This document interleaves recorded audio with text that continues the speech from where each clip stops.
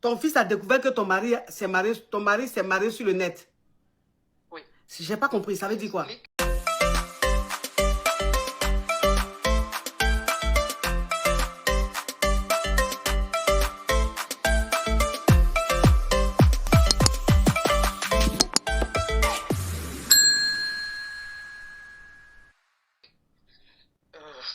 Ne me jugez pas.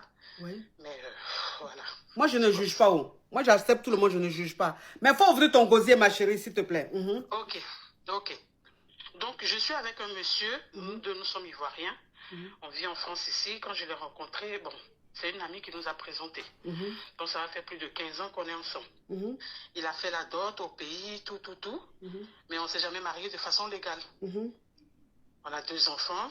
2 dénis, ma chérie, on a 2 dénis, il faut coder. Pardon, coach. On a 2 dénis. Le garçon, il a 12 ans. Non, on a 2 dénis. Oh, ma chérie, on a 2 dénis, c'est suffisant.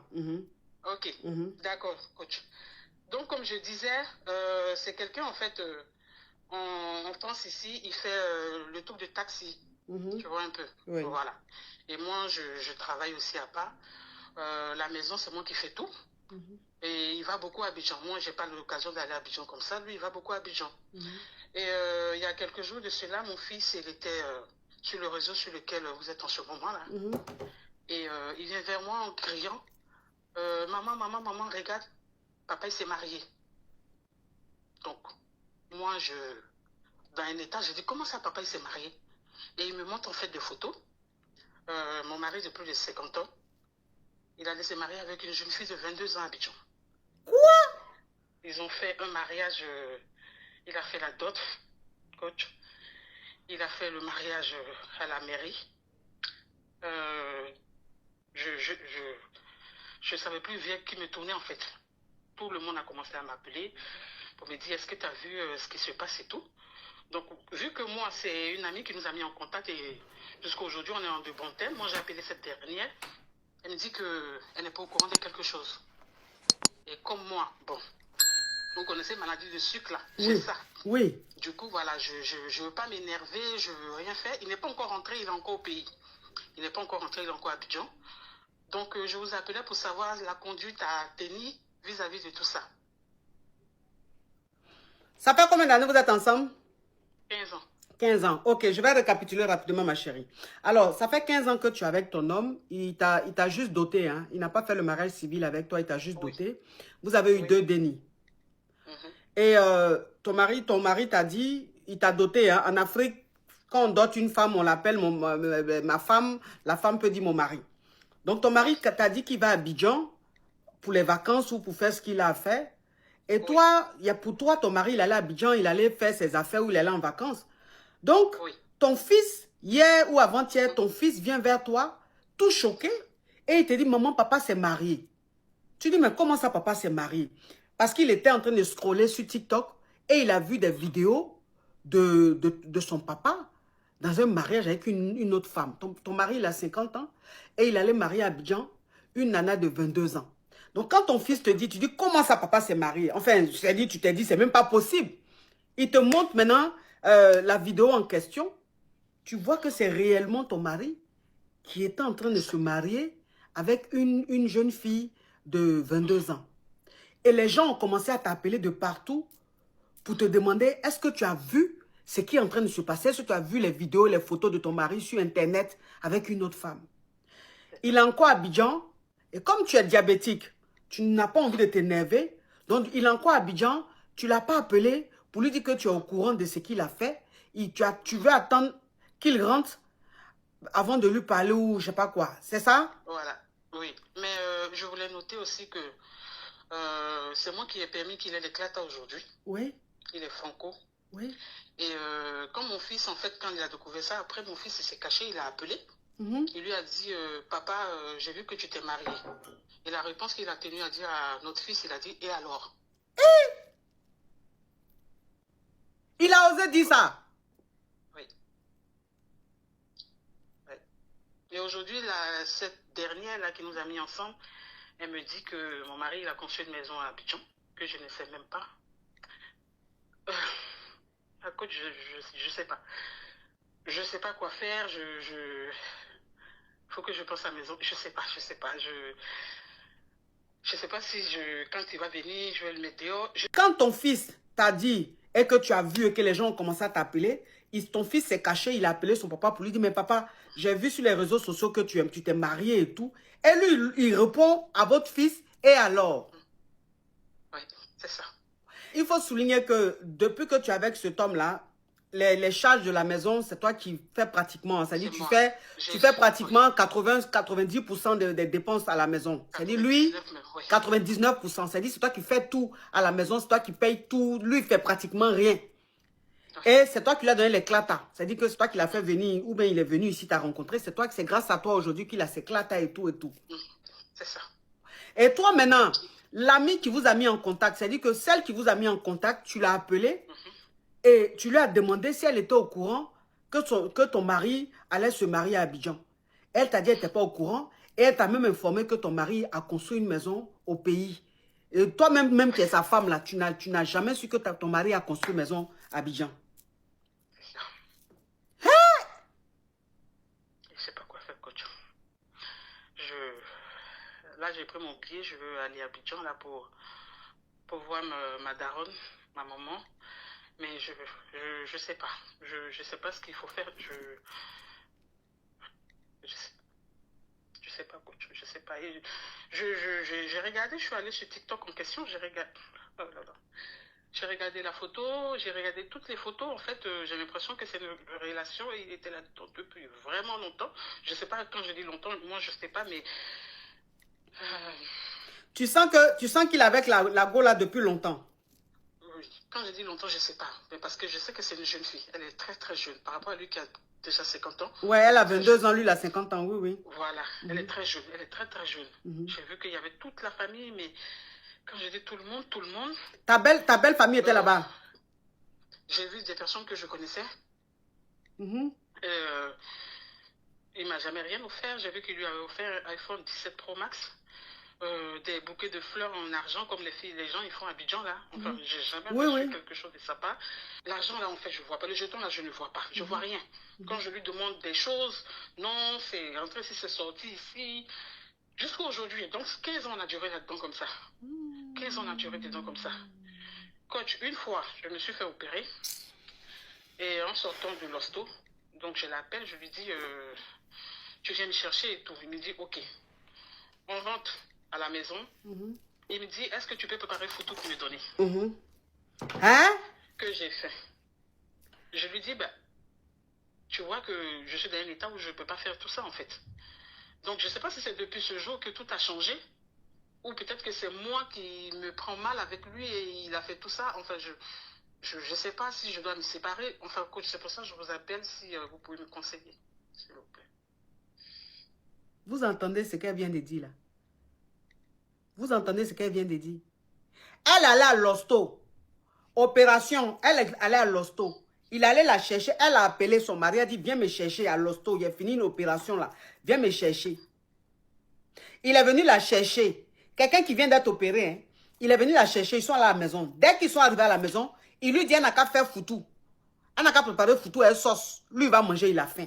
Mais est-ce que vous réalisez un peu? Ça dit que le mec, il ne l'aime tellement pas qu'il n'en a rien à foutre de ce qu'elle a, du mal qu'elle peut avoir. Comment ta femme peut quitter à l'hosto? Ils ont fini de l'opérer. Toi, tu as lui dit qu'à faire foutu et sauce graine pour te donner.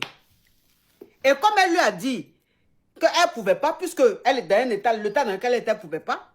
Donc, elle a dit, peut-être que c'est le jour, il voulait manger foutu et sauce graine, elle a refusé là. Peut-être que c'est là, il a commencé à la tromper. Peut-être que c'est là, il a commencé à ne plus l'aimer. Bon, c'est une donna, hein, donc, vous savez, les donnas, c'est un peu comme ça.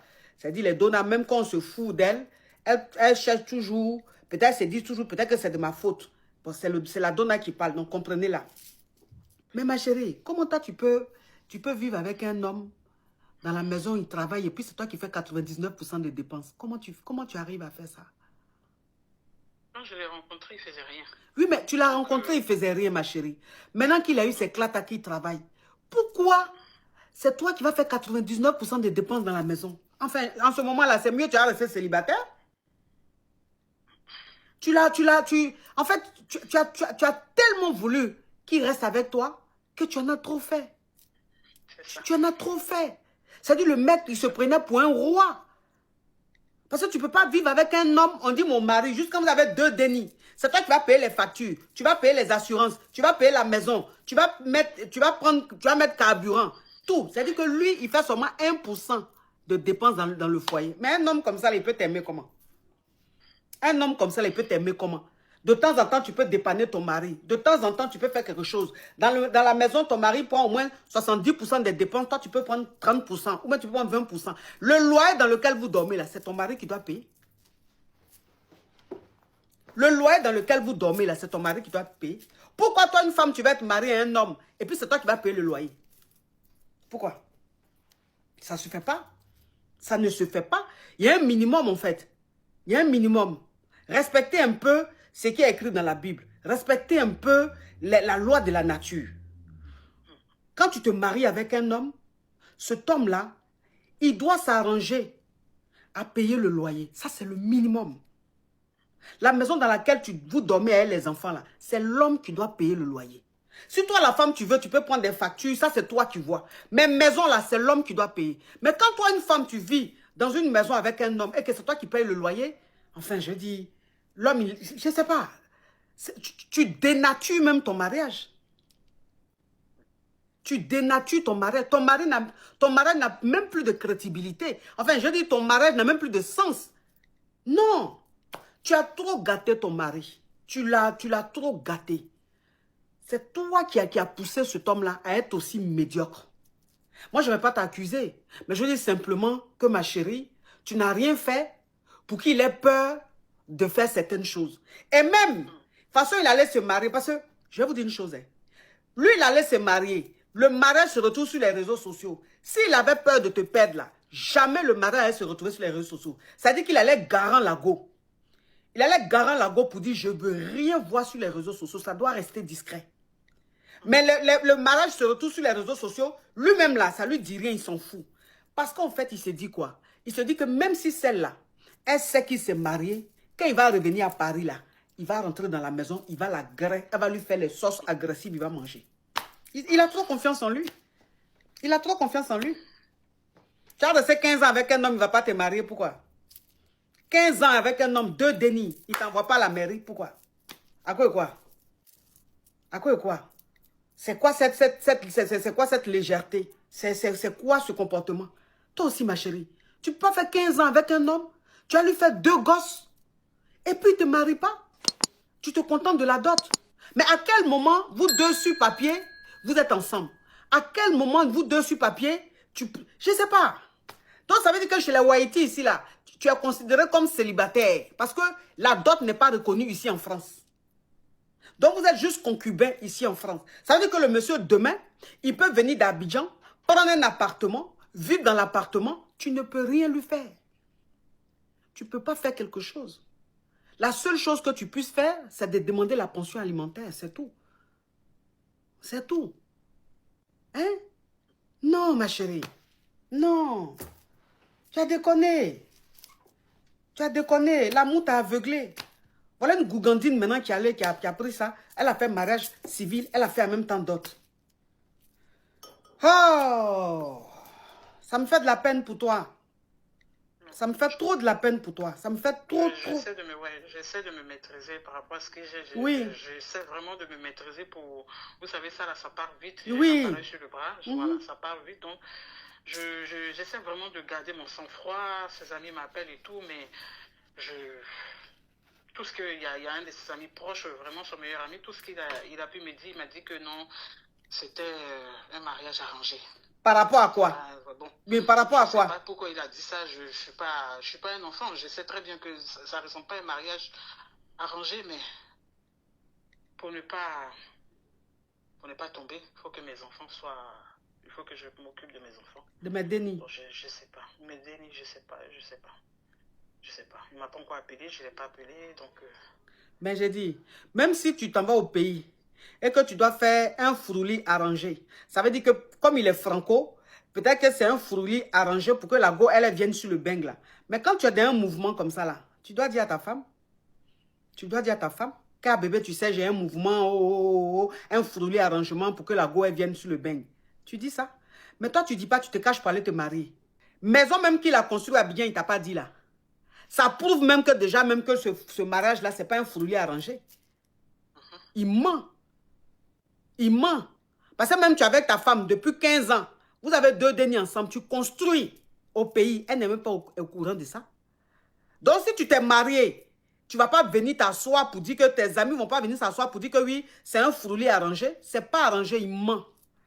C'est sa go. Il ment, c'est sa go. Et ce qui me fait mal, c'est que tu ne peux pas trop faire bang-bang parce que tu as un problème qui fait que si tu te nèbres trop, tu peux déjà. C'est ça. Voilà. J'ai personne à côté de moi, c'est ça. Tu n'as voilà. Donc tu es obligé de te calmer. C'est-à-dire que quelque chose est en train de te faire mal. Et puis tu te calmes, tu ne parles pas. Voilà, c'est ça. Et ce qui me fait le plus mal, c'est qu'ils sont fous. Parce que ton enfant, ton déni ne peut pas t'appeler pour dire, papa, j'ai vu que tu t'es marié. Tu ne cherches même pas à peut-être mentir, à peut-être dire au déni, non, ce que tu as vu, c'est pas ce que tu penses, tu sais. Papa, attends, rien. Tu dis, et alors? Et alors, à ton déni? Et alors? Ma chérie, son mariage, il a fini de faire là. Quand il va venir là, c'est dans la voiture, il va dormir. Okay. Tu vois ce que je veux dire? Oui. C'est dans la voiture, il va dormir. Ces affaires là, tu vas dans la chambre, tu me prends, tu me ramasses toutes ces affaires, tu mets dans sachet noir. Parce que si tu as mis dans valise, tu l'as considéré. Si tu as mis dans sac, tu l'as considéré. Tu vas au supermarché, les sacs poubelles sans sang là, les sacs poubelles sans sang là, tu prends ça. Tu fous ces habits là-dedans, tu prends quand tu froisses, tu mets dedans. Tu fais même pas, tu jettes tout à la câble là-bas. Et puis, il n'a qu'à venir. Okay. Par contre, le fait de ne pas lui parler, c'est pas bon. Comme tu es diabétique aigu, c'est pas bon. C'est-à-dire qu'à force d'emmagasiner, tu peux faire, ton corps peut réagir autrement. C'est-à-dire que tu ne vas même pas contrôler l'émotion, quelque chose peut se passer. Donc, de toute façon, tu as gardé là. Je ne veux pas que tu gardes pour ta santé. Donc, ce que tu vas faire, tu vas lui envoyer les captures que tu as vues. Tu vas lui envoyer ça. Et tu vas écrire en bas, j'ai tout vu, je te remercie. C'est tout. Il faut au moins qu'il sache que tu as vu. Il faut au moins, même si tu veux, dans le message, si tu veux parler, tu veux insulter, tu veux faire ce que tu veux, je préfère encore que tu te libères. Ça va beaucoup t'aider. Il ne faut pas garder. Si tu gardes, ce n'est pas bon. Parce que tu n'es pas à 100% en bonne santé. Il ne faut pas garder. Vous savez, les émotions qui sont là, quand ça reste et que tu ne te libères pas, ça peut créer quelque chose et le corps, on ne le contrôle plus. Donc, je préfère encore qu'il sache que tu sais. Je préfère même que tu lui dises tout ce que tu as sur le cœur. Ce n'est pas grave. Au moins, tu t'es libéré. Tu vas voir, ça va te soulager.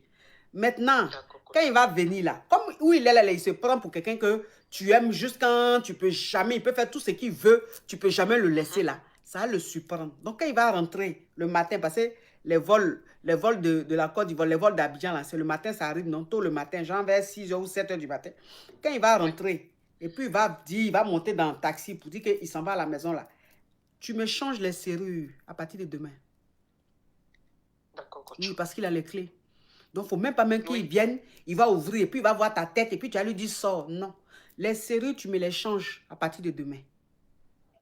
Donc, quand il va quitter à l'aéroport, et puis il va venir là, il va marcher, il va descendre, c'est testaclois. Un long, un court. Un long, un court. Testaclois même, Denis est quitté dedans jusqu'à même, c'est même plus homogène, c'est même plus équilibré. Un long, un court. La petite de 22 ans là, ça jusqu'à, il est en train de marcher, il va venir, il va penser qu'il est trop jeune, il est trop beau là. C'est testaclois déséquilibré là. Un long, un coup là. Il va marcher quand tu vas monter dans l'ascenseur. Ou même tu vois même dans le pantalon, un côté est suspendu. Ah, c'est testaclois, mais testaclois d'ancien Benguis, c'est quoi? C'est déséquilibré. Quand il va monter maintenant, puis il va prendre la clé pour dire qu'il est en train d'ouvrir la porte. Ah, lâche. Pour dire qu'il est en train d'ouvrir la porte, quand il va prendre la clé là, maintenant il va mettre dans la porte là. Et puis ça ne va pas rentrer là. Il va dire, mais qu'est-ce qui se passe? Je me suis trompé d'appartement. Ou bien, quand il regarde, c'est le numéro 9, hein? C'est le numéro 9, il va dire, mais c'est le numéro 9, pourquoi la clé ne rentre pas? Pourquoi la clé ne rentre pas? Pourtant que c'est le numéro 9. Maintenant, quand la clé ne va pas rentrer, il va sonner. C'est là maintenant tu ouvres. Tu n'ouvres même pas la porte, tu ouvres. Tu vois l'œil des biches là, tu regardes quand tu dis c'est qui?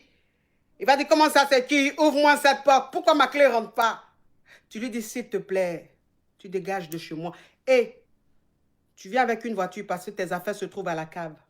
La cave, je n'ai pas changé de serrure. Donc la cave là, tu peux ouvrir. Parce que tes bagages t'attendent là-bas dans sa sachet noir.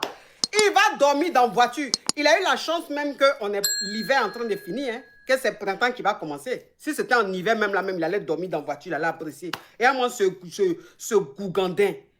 Vraiment, ce gougandin. Regardez. Toi-même, ça veut dire que quand tu es arrivé ici, tu ressemblais à poulet fumé.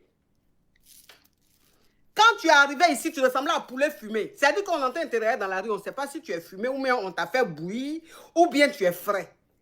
Voilà une femme qui te voit et dit, ouh, on peut être poulet frais et puis avoir l'air d'être fumé comme ça. Attends, je vais lui donner un peu d'oxygène. Il va ressembler un peu à poulet frais. Elle va te prendre, elle va te laver, elle va te nettoyer, elle va te cimenter, elle va te cirer. Tu vas commencer à briller. Juste quand tu deviens un homme, tu travailles. Juste quand tu éclates, tu es français. Tu vas te lever, tu vas aller marier une autre femme. Toi, quand on t'a pris même, tu ressembles à poulet fumé. Aujourd'hui, tu ressembles à poulet frais. Tu vas faire quoi? Tu vas finir de faire ce que tu es en train de faire à Abidjan. Là. Tu vas venir dans la vraie réalité ici en Beng.